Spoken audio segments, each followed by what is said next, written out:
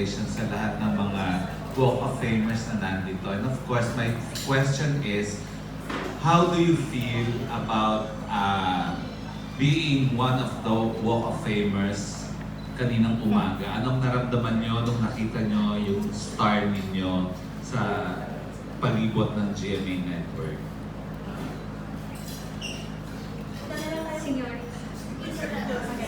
Seniority.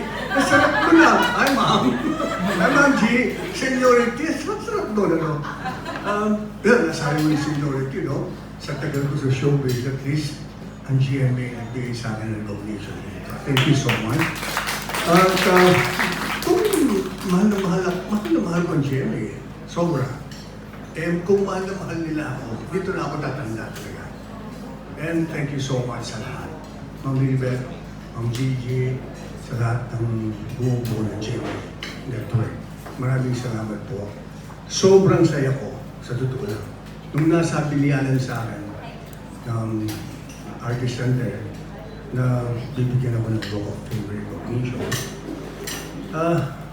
sabi ko, wow, at least every time na nagkakaroon ka ng recognition, award, at least napapansin ka nila eh. Yung bang feeling na pinagtaguran mo, bibigyan nila ng pansin, napakasarap na naman. That's it. That's all. Maraming salamat sa lahat. Sa pinakabata naman. Pinakabata. Gusto ko po yan. Siyempre po, I'm very much humbled and very much honored na pinangaralan po ako ng bituin dito sa GMA Network, syempre po. At nagkataon lang po kami po yung mga faces ng network, kami po yung nakikita sa television. Pero syempre, etong ganitong star, gusto ko rin po ialay ito sa mga tao na nasa likod ng camera, sa mga bosses namin na nagpupuyat para lang mapaayos yung bawat shows, mapaigil lahat ng bagay. Sa mga likod ng camera, mga production, people na talagang nagpapagod sila just to make everything good for GMA Network and to be the best network. And syempre, masaya po ako kasi syempre pinangaralan kami ng brightest star na sa Surigos and masaya kami na nandito ngayon sa Kapuso.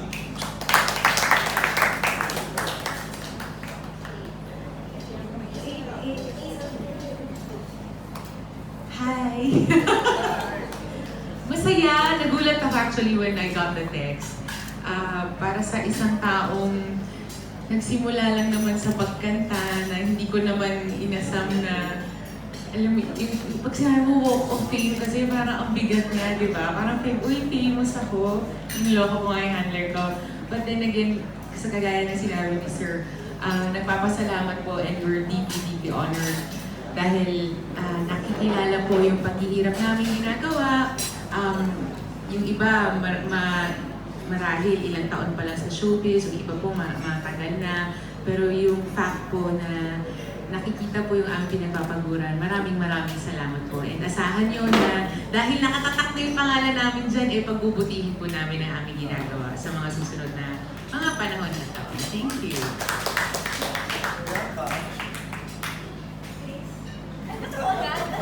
Pero tawag po siya sa Senior din ako. Hello po, good afternoon po. Yung feeling, well, I feel like I'm valued, I feel important, and at the same time, of course, I'm very honored. Out of the thousands of artists that they can consider for the list or for the Walk of Fame, yung makasama ka lang, yung maisip ka nila, parang ibig sabihin you're something, pinahalagahan ka ng network. And very thankful ako sa GMA Network, sa mga bosses ko, sa mga challenging roles, sa binibigay niyo sa akin pagkakataon every year na mag-excel, mag-improve, at syempre mapasaya mga fans at mga kapuso. And yun. And ibig sabihin nun, pag may paskil ka na, wala nang lilipat. Okay? Sa lahat. Lahat nasa listahan.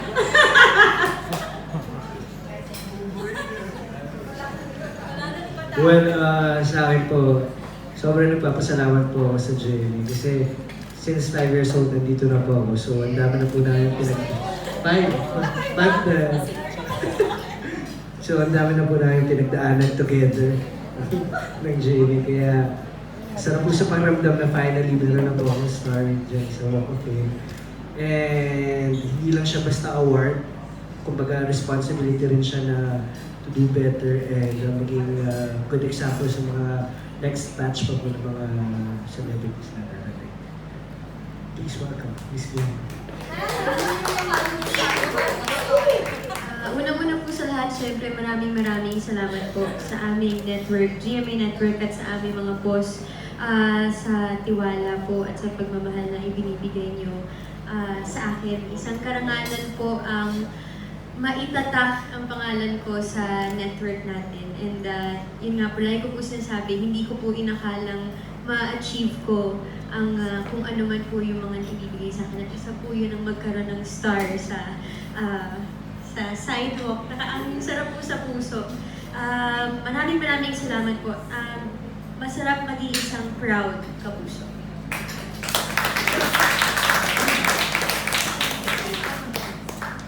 Okay. Ang gagaling ng mga sagot ng mga Hall of Famers natin. Diyos ko, Miss Universe. Okay. Mr. Rog Alday, you may now ask your... Oh, Miss Rog Alday, you may ask your question. Since being part of the Walk of Fame, sa tingin nyo, ano yung may contribute nyo pa or nilulook forward nyo in your respective fields? Forward.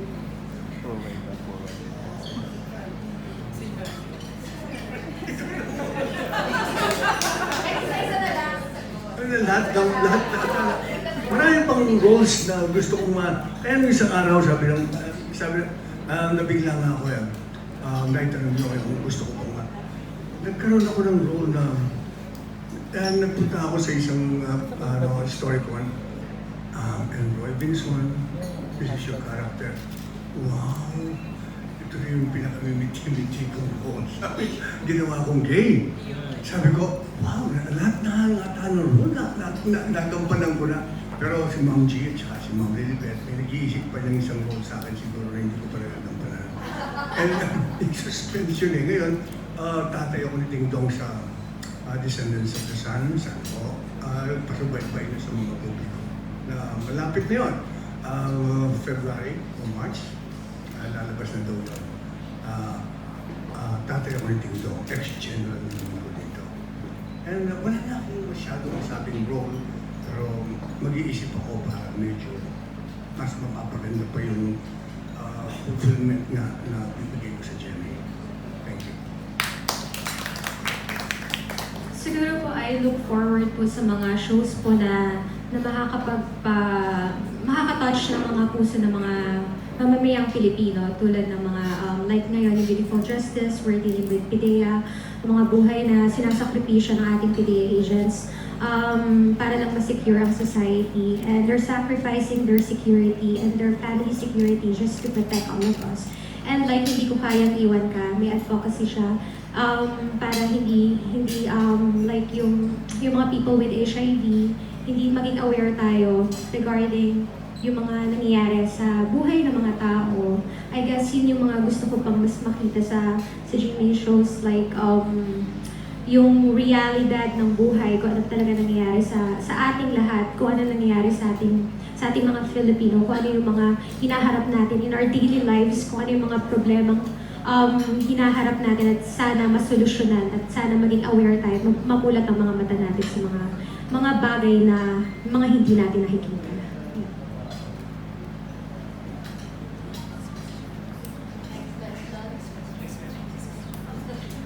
Thank you, media friends, for that question. Our next question is from Mr. John Bueno.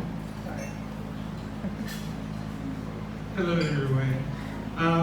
First off, do you feel now that you're in the Walk of Fame, that this is your year? And can you tell us also what are you thankful for with the achievements that you've had in 2019?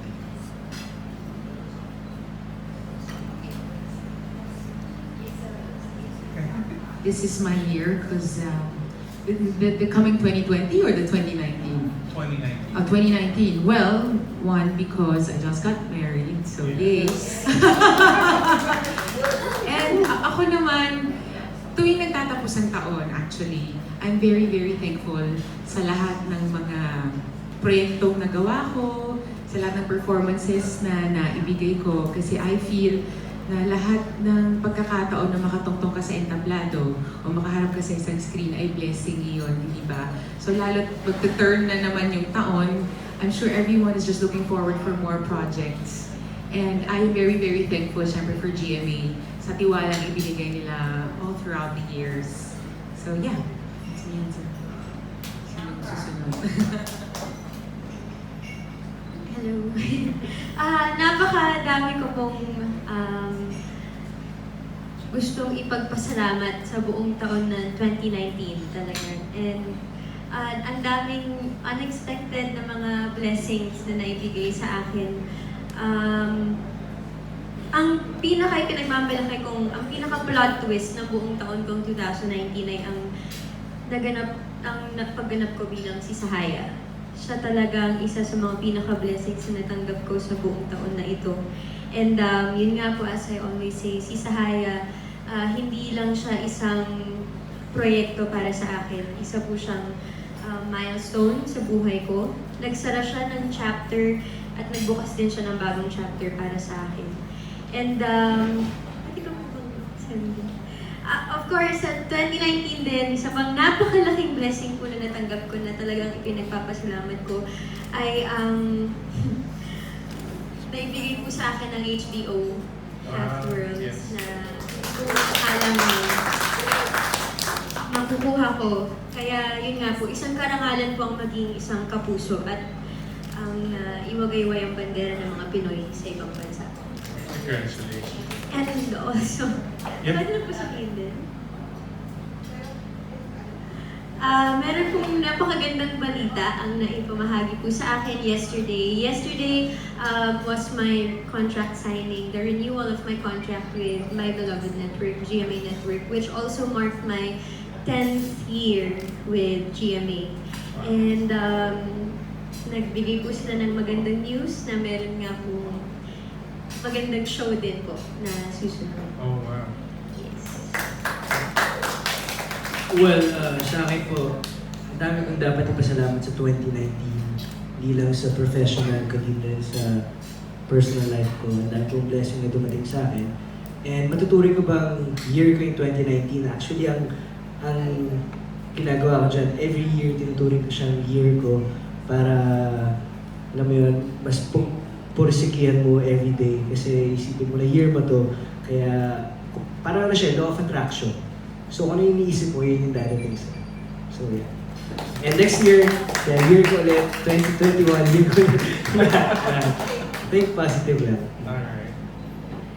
Ako, siguro same with Miguel. Parang every year I consider it as my year as long as I get a show or I get to portray different roles every year. Parang malaking bagay na yun sa akin na mabigyan ako ng bida, kontrabida, mga ganyan. Siyempre, sabi ko nga sa dami lagi sa haba lagi ng listahan, mapili ka, malaking bagay na yun. And siguro, actually there's so much to be thankful for this year, but siguro hindi lang din sa mga shows ko, but also the support of GMA to my other endeavors, like my businesses, mga ganyan. And I look forward to siguro a different role, a younger role, as I grow old. younger role pa rin. Siguro in the coming years, pwede pa ako maging 18, di ba ma'am? pwede ba kayo mag-partner? Ayun. Yes. Okay, Ma-assure niyo po ba yan? yes. Ay, si Bianca talaga. Yes. Bulong-bulungan kasi dito, pag lumipat kami sa iba, buburahin nung nasa ilalim. Unang magbibigay ng, alam mo yung sincere? Yung may ginagano? Oo. Yun, Kaya talin yun. jackhammer? Oo. Yun, pagka-jackhammer namin. Yun ang katibayan na hindi kami lilipat. So, para kasi pag nandyan na, nandiyan na po sa Oo, nakatatak na yun. sa ground ng GMA7. Yeah. Nakakahiya naman kung makikita kayo sa iba. Oo naman. Oo, nakakahiya. Well, bonus na lang po yung pangalan niyo nakatatak dun sa GMA. Pero syempre, ang pinakamahalaga yun, kung ano yung nakatatak sa puso niyo. Diba? Diba? Kung ano yung first home niyo, syempre, kung yung mga taong nagmamahal sa inyo, minamahal niyo rin, diba? Minamahal niyo, tapos minamahal pa kayo. So, bakit pa kayo dito? Training ni Catriona, Green. Roy, Sir Roy, Pinson na muna. Ano nadagdag ka, Miguel? Okay, sige. Wala na akong plan lumipat kasi this is my home.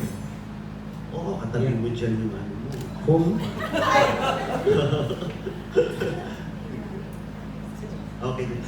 Sir Roy, limited na ba yung mga offers na tatanggapin mo or open ka pa rin sa idea na mag-Broadway or mag-West End sakali?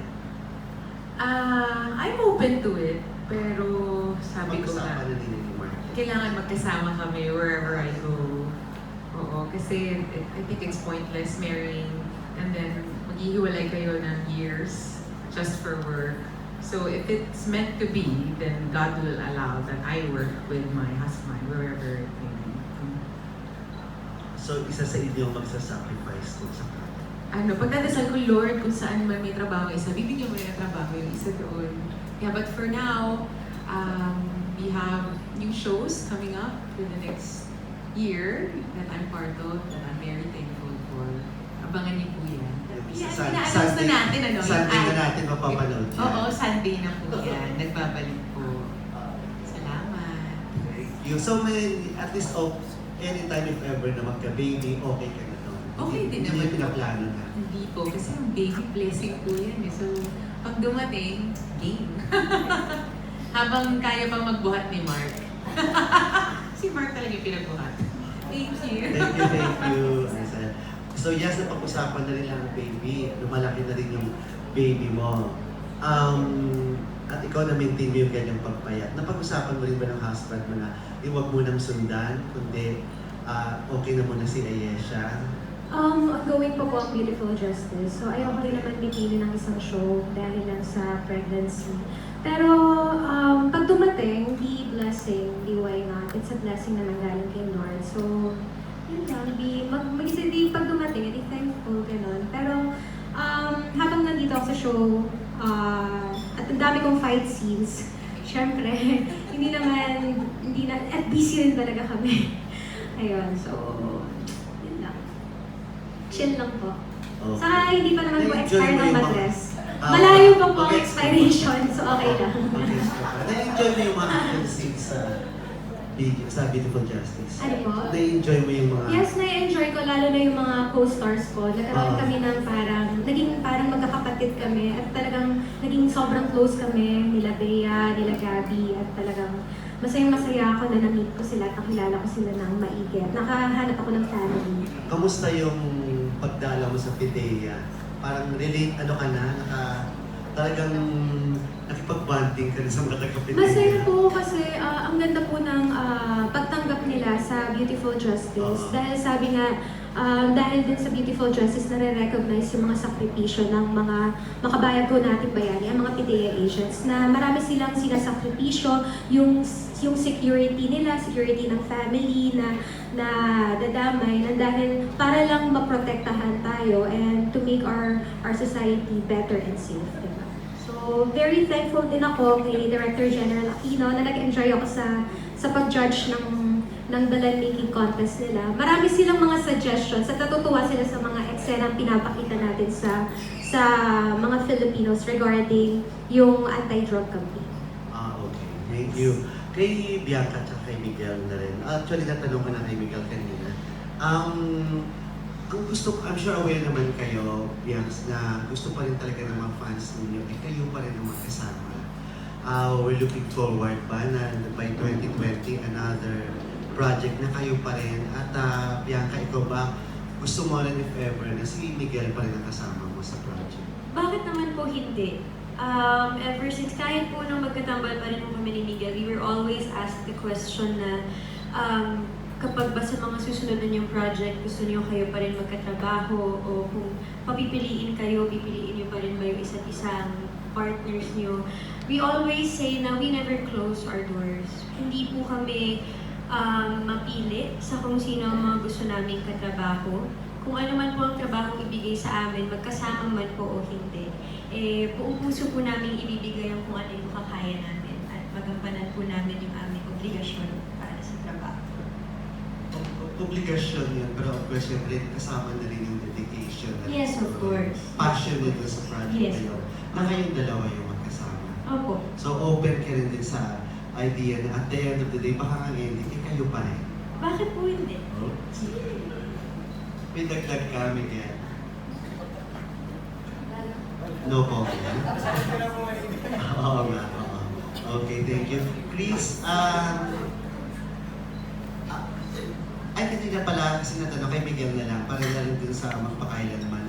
Although na kwento mo na kanina, yung experience working again with Ami Austria, dahil nabanggit ko nga sa'yo na gusto niya, tinanggap niya dahil gusto niya makatrabaho ka ulit. Well, ako rin po ganun din po. Nung nalaman po si Miss Ami Austria yung kasama ko, tinanggap ko po talaga agad kasi yung first show ko po sa GMA, which is Mulawin, siya po yung nanay-nanayan ko po doon. And ngayon, kumbaga parang reunion po yun, nanay ko po ulit siya. Masarap po sa pakiramdam na makita po ulit siya. And yung kumbaga hindi na po nalalayo sa characters yung roles namin kasi yun na po yung nararamdaman ko kay Miss Anne dahil sobrang warm niya po. Sobrang, kahit ang tagal po namin hindi nakita, ganun pa rin po siya. Hindi po siya nagbabago. Kahit po sa itsura, mga pa rin po bata. I'm sorry. So, sobrang love ko po siya. Sobrang love. Very sweet. At na-enjoy niya yung taping na yun. Super. Thank you. Super ganda Ano yung po. title nung episode? Wala pa po. Hindi. Mas alam yung Hindi ko pa alam. Wala po sure kasi dalawa po siya. Thank you. Kay Kris naman, Kris parang okay na okay yung takbo ng business mo, di ba? Okay naman yung mga nagawa mong shows this 2019.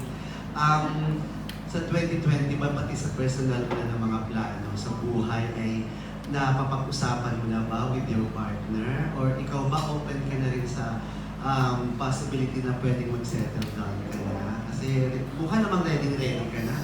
May bahay ka pa sa Amerika, di ba? Feel ko naman since I'm already 30, feel ko ready na ako and I'm at the right age na din. But of course, if nandito pa rin yung career ko, I will still prioritize my career. And ito pa rin yung, kumbaga, bread and butter ko. Kahit may mga businesses ako on the side. And yun nga, okay naman ako mag-settle. Pero alam din niya na there's a perfect timing for it. And I don't think that it's next year. Parang hindi pa. Sabi ko kasi sa kanya, gusto ko pag gumawa ng shows because gusto ko talaga makakuha ng award. Ng mga awards like Best Actress, ganyan. Yan pa yung mga gusto kong na-achieve dito sa career ko. And then siguro pag talagang actress na ako, pwede na ako mag-settle. Yun, pero gusto ko pa talaga gumawa ng maraming shows na makapagbigay sa akin ng award. So, acting Best Actress trophy mo na bago merit certificate. Yeah. Yun muna. So, sa 2020 na parang open ka na sa mga projects na hindi mo pa nagagawa before. Like, siguro baka may mag-offer siya any indie film na pwede mo pang sinimalaya na never mo pa na-portray yung ganung role at medyo daring para sa'yo, yung mga papagawa sa'yo. Open ka sa ganun. Open naman. Open na ako. Siguro dahil hindi na rin ako bata. At saka kahit kasi tumatanda na ako, parang tingin pa rin sa akin ng mga tao, bata ako, bagets ako. Siguro dahil sa itsura ko rin. Kaya mas gusto ko rin mag-explore sa ganung genres para naman makita nila na nag-mature na talaga rin ako. And nakaya ko rin gumawa ng mga ganung roles. Kasi nalilimitahan kasi talaga ako. Siguro it's because of my build na din and my facial features na parang mukha akong bata talaga. So feel ko okay ako, game ako mag-portray ng any role that can give me an award or I can bag a Best Actress award. Good luck. Thank you. Thank you po. Thank you so much, Miguel.